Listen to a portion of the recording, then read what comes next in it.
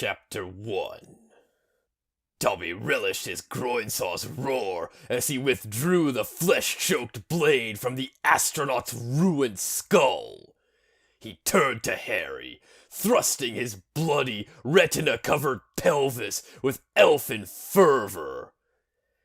"How does Ronny Ron taste, Master?" Harry spat out an eyeball. Like some kid with eyes.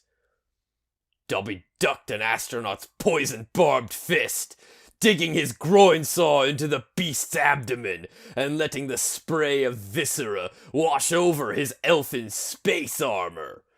The skull's eye sockets on his shoulders grew brilliant with an infernal cast and vomited a bolt of light through an astronaut. He was thrown back against the death wall, his flesh boiling in another dimension. Harry slapped Dobby, who giggled. Harry reminded himself to kill himself later. "Master, look out!" Dobby's groin saw screamed as it flew off the armor, rocketing through the air like an early dream of mankind. It flew through 3 astronauts, who dropped their hell spears as the saw cut a hole in the ground beneath them, so they fell to hell forever! Chapter 2. Now, Dobby! Dobby knelt before his master. Harry withdrew his guitar, Fuckslayer, from a dimension where all screamed for naught! Wrought from the silver heart of heaven's false promise, laced with vessels that pulsed with angels' menstrual blood, hewn from the horns of Satan's generals, it laughed as it was set loose, a laugh that only Harry could hear, but no one could share. Harry swung the guitar through Dobby's chicken neck. He took the head of his fallen dwarf slave and tore open his stomach, stuffing the head inside. Harry vomited steam and summoned a great meteor from space to smash into Hogwarts and kill everyone there, for no reason at all. A vision then appeared. It was Dumbledore, entombed in his cursed mummy armor, calling Harry from his moon base, which wasn't on a moon. "Harry, you must rock the fuck out!" Harry channeled his rage through Fuckslayer. The angel blood boiled as he summoned the great meteor, swathed with the blood of the tiny fucklings at Hogwarts, leapt onto it, and flew into space. He encased the entire meteor in a wreath of holy fuckfire and flew through Mercury, killing the fuck out of it! Then he sent Mercury's carcass into Venus, killing the fuck out of it! And making every vagina in the galaxy explode! And inside every vagina, a booby sang of mortal life's fleeting precipice. Harry then did fly his meteor through space, punching astral vampires in half with his fists encased in fuckfire, and throwing their ruined heads into the past, where they bit cavemen on Mars, so that history changed, and now there are vampire cavemen on Mars! Harry then received another vision from Frumblegore, who was having tea and chumpets with the president of Pangea. "Care to have tea, Harry? You know how I hate chumpets." Chapter 3. Harry slammed his book shut. It wasn't really a book, because the pages were made of lasers, and the words were made of headless women making godless love to dragons made out of motorcycles. But it was still reading. "Gumbledore, if you don't stop, we'll starve, and no one will be around to kill everyone in the universe if we get around to bringing everyone back to life after we've killed them." The ancient man dropped some of the planets he was juggling. The worlds have shifted. I am Double Cop of the Dark Meal! He flexed one of his legs, which was made of pistols, and kicked a planet in half. Bugger your Dark Meal, faggot of 1,000 suns! Double Cop sniffed. And what of it? Is it a sin? Should a man feel like faggotting a sun or 1,000? Why should the suns heave through the void, if not to be skewered by pawn-iron fagpoles? Harry cast a glance at the book. Unsavory sounds emanated from a particularly damned chapter. He was hungry. He looked at a nearby cup. It had a faded brown film on the bottom. He thought about trumpets. Chapter 4. Harry had found some food. It was guarded by 3 in a million thousand surf ninjas, for it was the last food on Surf Ninja Moon X. The ecology had been decimated by surf ninjas, so the last food was a cabbage and mustard sandwich. Harry squatted in the ruins of a castle, which had been many skulls arranged to resemble one large one. It had been poorly done, with the cheeks fading into an amateurishly executed jawline. The silent killers of the night had negated their innate advantage by only plying their craft on surfboards. During the day. Harry was about to eat his cabbage witch when a man in a tuxedo appeared from behind nothing much.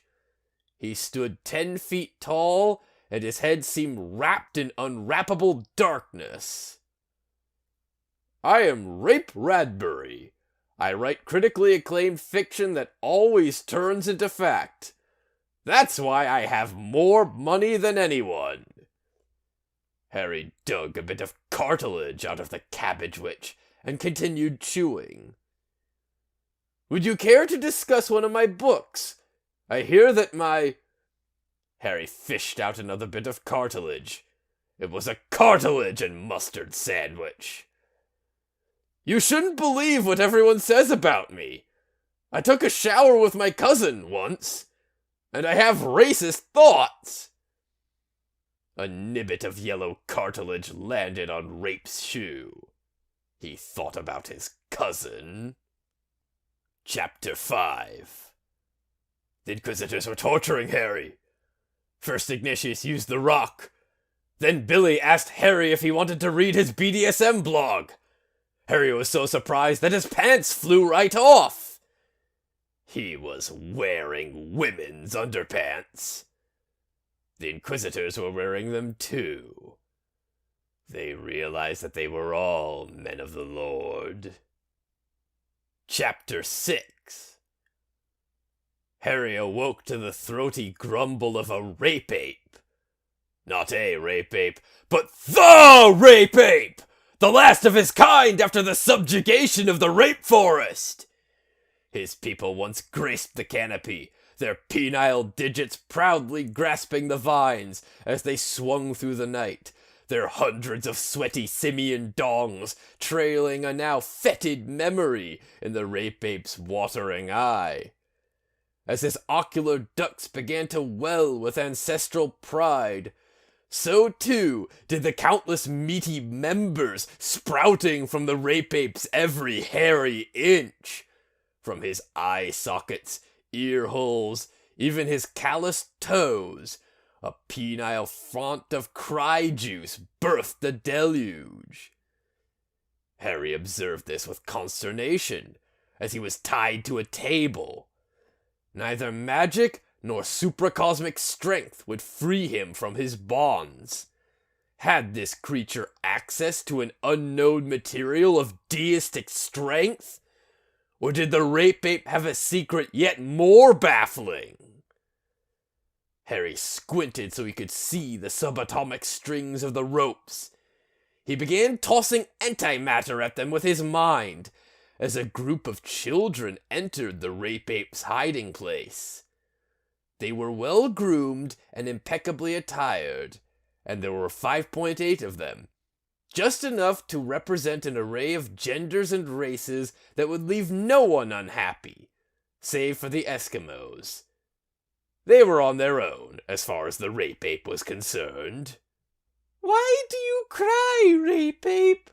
asked Child 3.2. The rape ape, unwilling to hide its greasy primate cock tears, hung its head, and gravity coaxed the eye-wangers downward. It tied them together into a bow atop its head, to be pretty for its guests. "We're bound in this ligature of lingam, brother rape ape," said Child 4.6.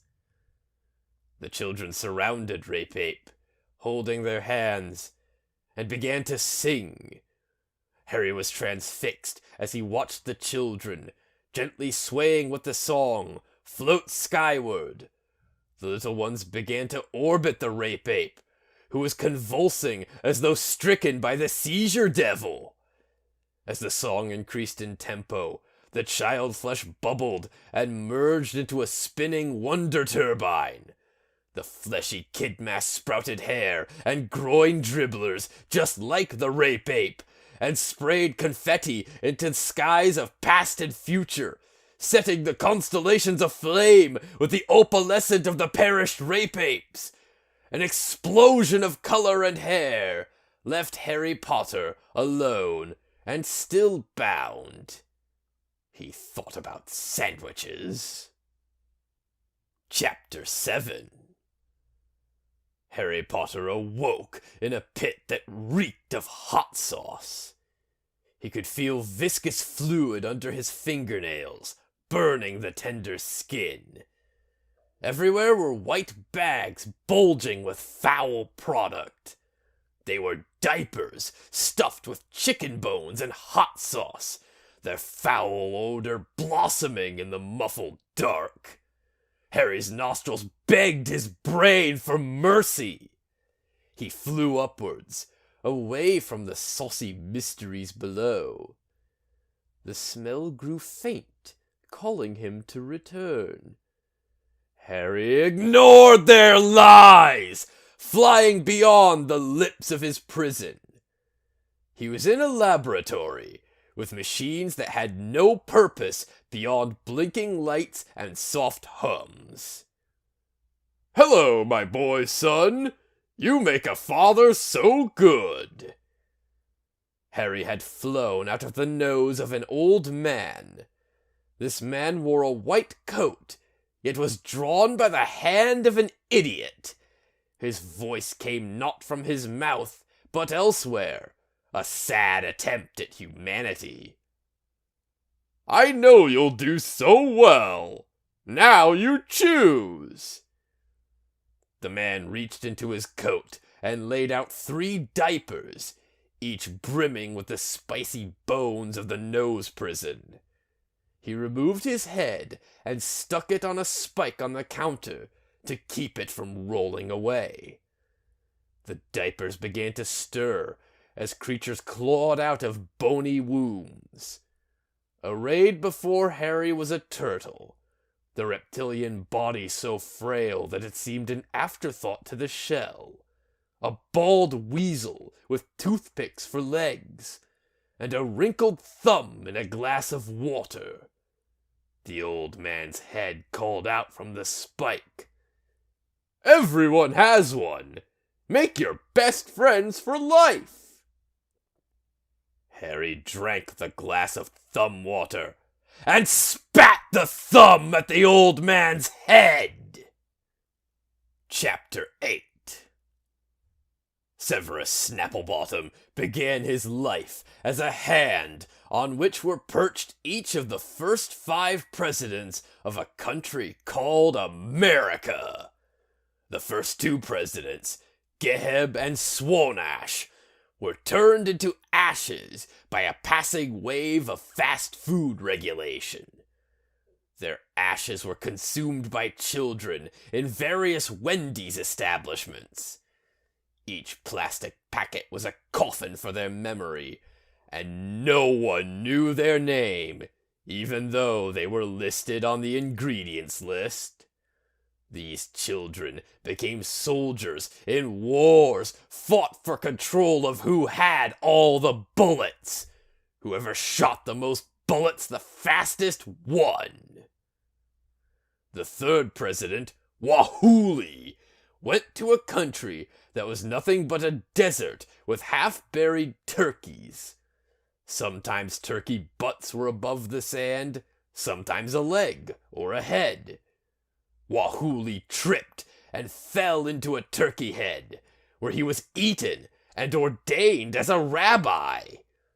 He was sent to trim the beards of 157 toads, whose beards were absorbing the water that was used for the next year's crop of shovels. Without these shovels, the peasants would be unable to shovel the ashes of their children from the bullet wars. Wahuli took these beards and formed a lasso. This lasso was a ropey wonder. He used it to tear off his penis and wrote the 13 Commandments of America upon a passing eagle in cock's blood. 1. You are stupid. 2. Baby, someone cut off my dick and wrote in America with it. 3. If a whale tries to sell you a pumpkin, don't. 4. Your head is an artifice. Throw it away, but don't let anyone see you do it, or you'll be kicked out of school. 5. Always collect a ghost's shadow if it leaves one behind. It will be worth something someday. 6. Starbucks napkins are hereby the new currency, but only after they are smeared upon the corpse of a mule. The exchange rate will be 13 mules to 1 napkin. 7. Taxicabs will be used to build a pyramid with 290 sides. It will be the White House, and the president will live there for 17 years at a time while you eat your children's ashes on a bun. 8. On Father's Day, you will enter an invisible box and be plunged into the ocean. There, you will enter an undersea candy store, but you will never have enough Starbucks napkins to get what you want. 9. It is all spam. All of it. Check the box and delete it. Now delete yourself, for you are spam. 10. All clocks will be inscribed with the entirety of the alphabet to save time. This is the alphabet. 6 plus 7 equals A. 14 times 12 equals B. 16 minus 112 equals President Wahuli. And so on, until you reach the period, which is the end of the alphabet. 11. All previous constitutions were writ by false writers, whose passing eagles were inferior, and whose cocks had fewer things in them. Except only the American Constitution. 12. Spend your adolescence as a duck, waddling in a circle, until you become an egg full of dust. 13. All time is a knotted ball. You can hide it anywhere in your body, and it is still time. President number 4, whose name was not a name, but a multitude of hot dogs in the shape of swastikas, decided that he would create the Gilded Age. This was a time in which every edge was embossed with a golden trim, like a wedding cake invented by Thomas Edison. All the women wore bonnets made of butter and were picked up by their feet and spread on toast in the summer. It was all for naught, because this was not the toast of the righteous. It was a feeble toast, one which withered with the coming of the sun. Not even the crows would touch it, preferring the taste of moldering poop water. But the crows were put in dresses and sold to the highest bidder, where they underwent liposuction. President Five disliked the conservative leanings of his brothers, so he became an infinite two-dimensional grid of pink and green squares. Each square had a vagina upon it. These vaginas each emitted a spear of light, upon which was skewered an endless succession of planets. Each carried a culture dedicated to a single sex act. The further down the skewer the planet was, the more orifices possessed by its denizens, and the more gymnastic their sexual culture. The world's Chapter 9. Harry Potter lay, dreaming. In his mind there is a hat, suspended. It comes unhinged, traveling beyond the dream. The hat finds a sunlit hill, studded with flowers, and children gorging themselves on chocolate. Chewing faces are smeared with brown residue. Perched atop the hill on its brim, the hat is still. It rolls down the hill, skating between the chocolate-stuffed children. It comes to one child, and stops. Without chocolate, the child stares blankly at its neighbors, filled with emptiness. The hat points its empty bottom at the child, and sprays a glittering beam of rainbows. They encircle the child's hands, transforming them into chocolate. Tears of joy streak down the child's smile as it begins eating its hands. The hat flies into the sky. The child waves a brown stump. The hat ascends to a palace of clouds. Within, God, bearded and weeping, sits beside a mountain of tiny angels. One by one, he picks them up and tears off their wings. He then places them into separate baskets. The hat approaches God, and the rainbow is deployed. It encircles God's crotch. A giant chocolate phallus emerges from God's robes. Dropping his broken angel, he breaks off a piece of his candy member and smears it on his lips. With a chocolate-studded smile, he slowly raises his fist and gives the hat a thumbs up.